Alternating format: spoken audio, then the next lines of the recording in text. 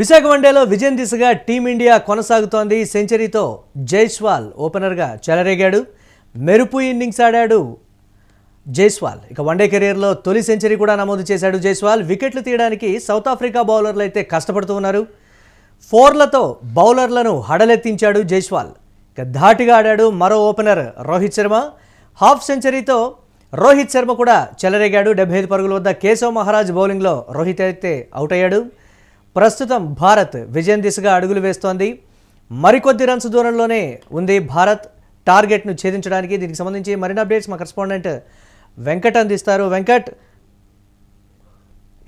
వెంకట్, ఏ విధంగా చూడాలి దీనికి సంబంధించి? ప్రస్తుతానికైతే ఒక వికెట్ నష్టంతో స్టేబుల్గా టార్గెట్ వైపు అయితే భారత్ వెళుతోంది. జైస్వాల్ సెంచరీ మొదటి 2 వన్డేల్లో విఫలమైనటువంటి జైస్వాల్ తన మీద పెట్టుకున్నటువంటి నమ్మకాన్ని నిలబెట్టినటువంటి పరిస్థితి ఉంది. అలాగే సౌత్ ఆఫ్రికా సైడ్ కూడా క్వింటన్ డికాక్ మొదటి 2 వన్డేల్లో ఫెయిల్ అయ్యాడు.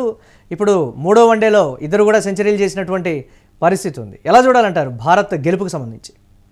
ఖచ్చితంగా భారత్ అంటే టెస్ట్ సిరీస్ లో జరిగినటువంటి ఓటమికి ప్రతీకారం తీర్చుకుంటుంది అనేది అయితే స్పష్టంగా అర్థమవుతుంది. ముఖ్యంగా నాకు అంటే జైస్వాల్ ఆట తీరు చాలా బాగా నచ్చింది. ముందు స్ట్రగుల్ అయినా సరే అతను అంటే టెస్ట్ ఇన్నింగ్స్ ఆడాడు అనే విమర్శలు చాలా వరకు వచ్చినాయి. 45 బాల్కి 24 ఎట్లా 20 బాల్ అంటే 20 పరుగులు చేయడానికి కూడా అతను ముందు ఇబ్బంది పడిన పరిస్థితి ఉంది. గతంలో అంటే డబుల్ డిజిట్ కే అతను కనీసం 50 పరుగులు కూడా చేయకపోవడం, అంతకు ముందు 2 మ్యాచ్ల్లో కూడా దీంతో అసలు వన్డేలకు అతను పనికిరాడు అనేది కూడా విమర్శలు వచ్చాయి. ముఖ్యంగా గిల్ స్థానాన్ని అతను భర్తీ చేయడం అనేది కష్టం అంటూ కూడా కొంతమంది కామెంట్ చేస్తూ వచ్చారు. కానీ అంచనాలకు మించి అతను రాణించాడనే చెప్పాలి. ముఖ్యంగా 50 పరుగులు దాటిన తర్వాత అతను ఆడిన ఇన్నింగ్స్ అనేది చాలా అద్భుతంగా ఉంది. ముఖ్యంగా బౌండరీలు ఇవన్నీ కూడా చాలా స్వేచ్ఛగా ఆడిన పరిస్థితి ఉంది. ముఖ్యంగా అంటే ఫాస్ట్ బౌలింగ్ విషయంలో జైస్వాల్ ఎప్పుడు కూడా భయపడలేదు. ఆస్ట్రేలియాలో అయినా, ఇంగ్లాండ్ లో అయినా, సౌత్ ఆఫ్రికా మీద అయినా, అది స్వదేశంలో అయినా విదేశాల్లో అయినా సరే అతను ఎప్పుడు ఫాస్ట్ బౌలింగ్ విషయంలో అతను ఎప్పుడు కూడా భయపడలేదు. ఇప్పుడు కూడా అతను ఎన్సేన్ గానీ లేదంటే ఇతర బౌలర్లు లుంగి ఎంగిడి గానీ వీళ్ళ బౌలింగ్ విషయంలో అతను ఎక్కడ కూడా ఇబ్బంది పడలేదు. చాలా స్వేచ్ఛగానే ఆడటం జరిగింది. ఎక్కడ అవసరం అంటే తాను ఒత్తిడిలో లేను, మిమ్మల్ని ఒత్తిడిలోకి నెడతాననే విధంగానే అతను ఆడటం జరిగింది. అది మంచి ఫలితాన్ని ఇచ్చిందని చెప్పాలి. అయితే రోహిత్ కూడా కొంత సెంచరీ చేస్తుంటే బాగుండేది. కాకపోతే రోహిత్ ఒక చెత్త షాట్ అవుట్ అవడం అనేది కొంత బాధాకరమైన విషయం. ఇక నాకు తెలిసి అయితే ఇప్పుడున్న పరిస్థితుల్లో వికెట్ పడకుండానే లక్ష్యాన్ని ఛేదించే అవకాశాలు అయితే కనపడుతున్నాయి. పిచ్ పరిస్థితి ఏంటి వెంకట్? దీనికి సంబంధించి అనూహ్యంగా టర్న్ అయ్యేటువంటి ఛాన్సెస్ ఉన్నాయని కూడా కొంతమంది చెప్తున్నటువంటి సిచ్యువేషన్, ఆ కోణంలో చూడొచ్చు అంటారా దానిపై?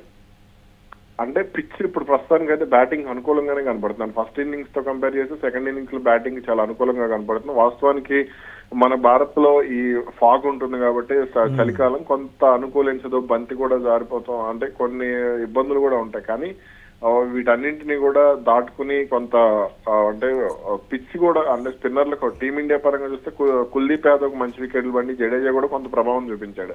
అంటే ఒక ఎండ్ నుంచి నార్త్ ఎండ్ నుంచి జడేజా ప్రభావం చూపిస్తే సౌత్ ఎండ్ నుంచి కూడా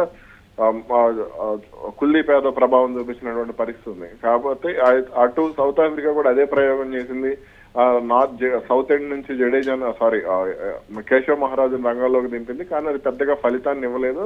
అలాగే అటు మార్కరం కూడా బౌలింగ్ చేశాడు, అది కూడా పెద్ద ఫలితాన్ని ఇవ్వలేదు. కాబట్టి పిచ్ కూడా ఇప్పుడు ప్రస్తుతానికి బ్యాటింగ్ అనుకూలంగానే ఉంది. కానీ నా అంచనా ప్రకారం లేదంటే క్రికెట్ అనలిస్టులు ఇతరుల అంచనా ప్రకారం కనీసం 340 నుంచి 370 వరకు స్కోర్ నమోదవుతుందని అంచనా వేశారు. కానీ ప్రసిద్ధ్ కృష్ణ ఫస్ట్ స్పెల్ తో కంపేర్ చేస్తే సెకండ్ స్పెల్ లో చేసినటువంటి అద్భుతమైన బంతులు అంటే అతను స్లో బంతులే బాగా వేస్తాడు, ఫాస్ట్ బౌలింగ్ అంటే కూడా అనేది చాలా మంది అభిప్రాయం. కానీ 139, 142 వరకు అతను చాలా అద్భుతమైన బంతులు వేయడం జరిగింది. అది మంచి ఫలితాన్ని ఇచ్చింది. రైట్, అంటే క్రికెట్లో విజయం కావచ్చు, గెలుపు కావచ్చు, ఒక్క ఓవర్ డిసైడ్ చేస్తుంది అనేటువంటి మాట ఇప్పటివరకు అయితే స్టేబుల్గా ఉన్నటువంటి సిచ్యువేషన్ ఉంది. ఆ కోణంలో ఏమైనా చూసేటువంటి ఛాన్సెస్ ఉన్నాయి? టీమిండియా చాలా కంఫర్ట్ గా విజయం సాధిస్తుంది. దానికి బలమైన పునాది వేసింది యశస్వి జైస్వాల్ అలాగే రోహిత్ శర్మ. వీళ్ళిద్దరూ వేసినటువంటి బలమైన పునాది ఇప్పుడు కంఫర్ట్ గా విజయం సాధించిన. ఇక 40 పరుగులే ఉంది కాబట్టి అది పెద్ద మ్యాటర్ కూడా కాదు.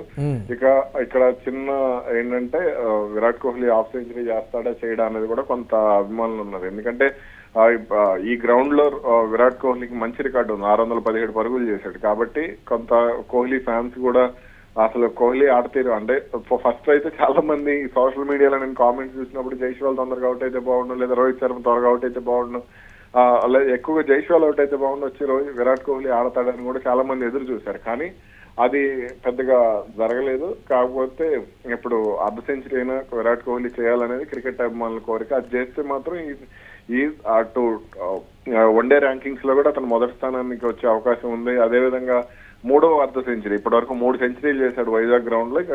3వ అర్ధ సెంచరీ అంటే 2 అర్ధ సెంచరీలు 3 సెంచరీలు, కాబట్టి ఇక్కడ ఇంకొక అర్ధ సెంచరీ చేస్తే 3 అర్ధ సెంచరీలు అవుతాయి. అలాగే బ్యాటింగ్ లో కూడా నెంబర్ 1 వన్డే ర్యాంకింగ్స్ లోకి అతను వచ్చే అవకాశం కూడా కనబడుతుంది. Right, thanks for updates Venkat. ఇక విజయం దిశగా అయితే భారత్ అయితే అడుగులు వేస్తుంది, ఒక 40 పరుగుల దూరంలో ఉంది. ఇక ఈ నేపథ్యంలో సెంచరీతో జైస్వాల్ కూడా ఓపెనర్గా చెలరేగి ఆడినటువంటి ఒక మెరుపు ఇన్నింగ్స్ అయితే అందరినీ ఆకట్టుకున్నటువంటి పరిస్థితి ఉంది. తొలుత తడబడ్డప్పటికీ తర్వాత నిలబడి ఏ విధంగా పరుగులు సాధిస్తున్నాడో కూడా మనం చూసాం. మరోవైపు మరో ఓపెనర్ రోహిత్ శర్మ కూడా 75 పరుగులు జోడించి అలాగే తనకు మంచి సపోర్టును కూడా ఇవ్వడం జరిగింది. ఈ నేపథ్యంలో తర్వాత విరాట్ కోహ్లీతో కలిసి స్వేచ్ఛగా యశస్వి జైస్వాల్ ఆడుతున్నటువంటి తీరు కావచ్చు, విరాట్ కోహ్లీ కూడా ఒకవైపు చెలరేగి ఆడుతున్నటువంటి పరిస్థితి అయితే ఉంది. విజయం దిశగా అయితే భారత్ అడుగులు వేస్తోంది.